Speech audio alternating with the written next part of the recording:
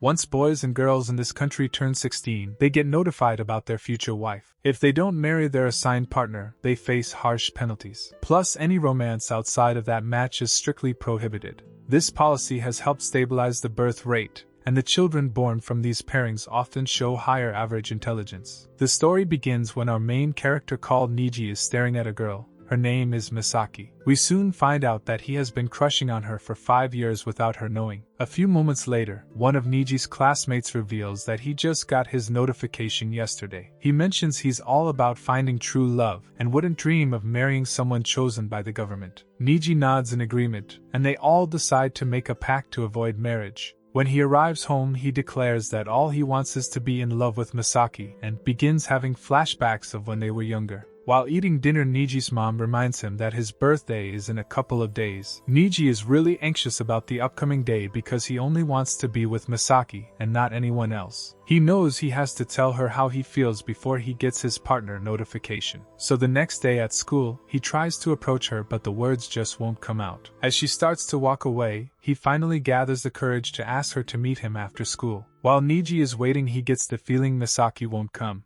Just when he's about to leave, she rushes up behind him and grabs his shirt, apologizing for being late. They sit on a bench together, and Niji finally confesses his feelings for her. Misaki starts to cry and reveals that she has liked him all this time too, which totally surprises Niji. But nevertheless, he is over the moon and they share a kiss. Moments later, the clock hits 12, and Niji gets his government notification about his marriage partner. Misaki gets upset and runs off, but Niji chases after her, determined not to let her go because she's the one he loves. The following day, Niji meets his partner, a girl named Sanada, and he feels a bit shy because he thinks she's super attractive. While their families are getting to know each other, Niji is totally zoned out, daydreaming about Misaki. Sanada gets frustrated with him for being so rude, and storms off since he's not paying her any mind. A little while later, Niji finds her alone and apologizes for ignoring her. She accepts his apology and they start talking. Niji shares his feelings about Misaki, and surprisingly Sanada offers to help him out. They decide to hold hands when they head back to their families to make it seem like they're dating.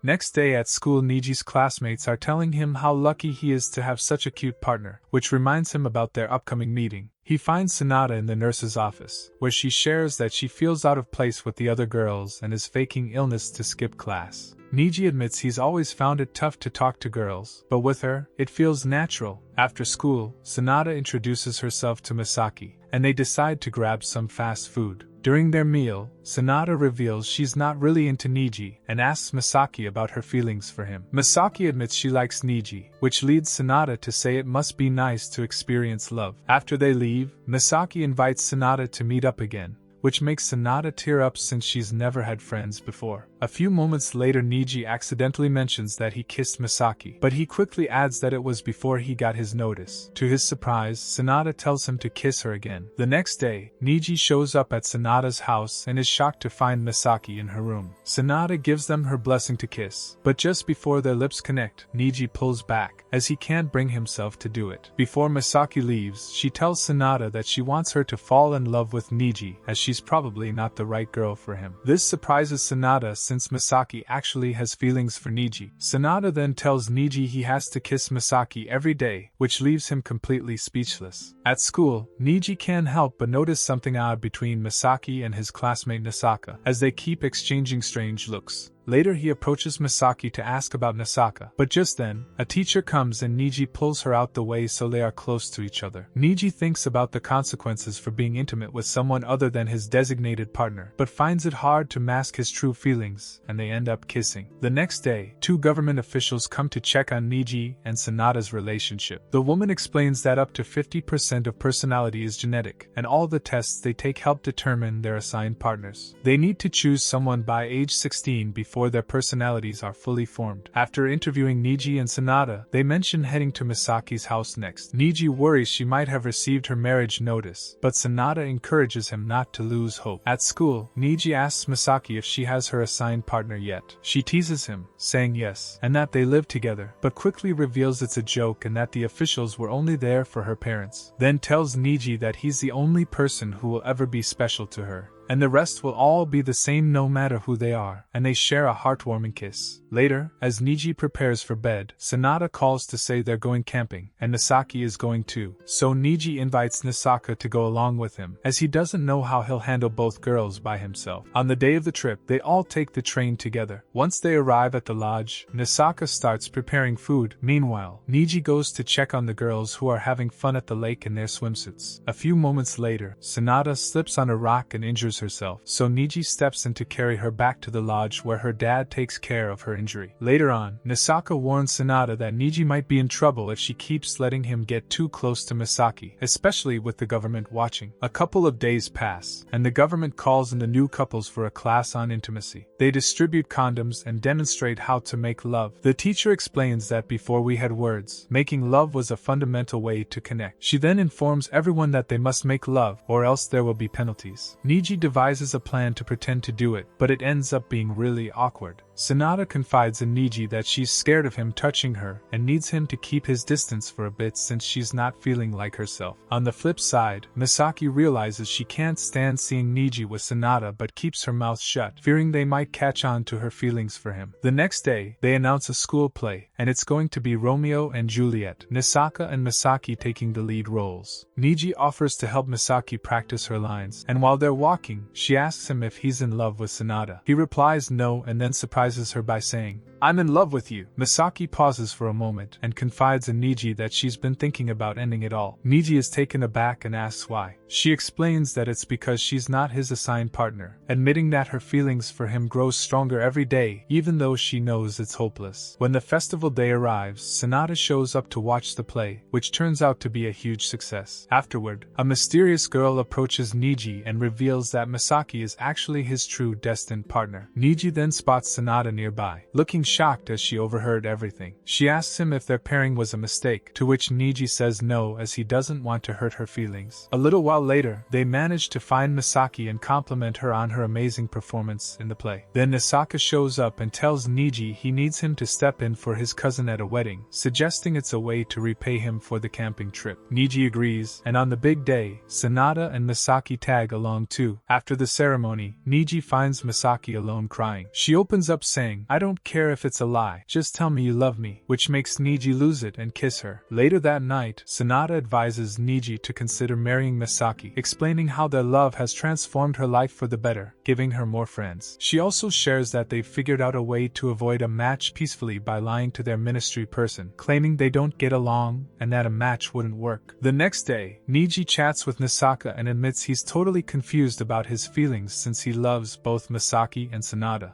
Nisaka tells him that if they truly love him, he can make both of them happy, so Niji takes off to find the girls. Meanwhile, Misaki and Sanada are getting ready for a bridal shoot. While they're in the middle of taking pictures, Niji bursts in and confesses his love for both of them. They all decide to love and support each other to keep everyone happy, and that's how the anime concludes. Thanks for watching. If you enjoyed it, please like, subscribe, and turn on notifications so you don't miss any future videos.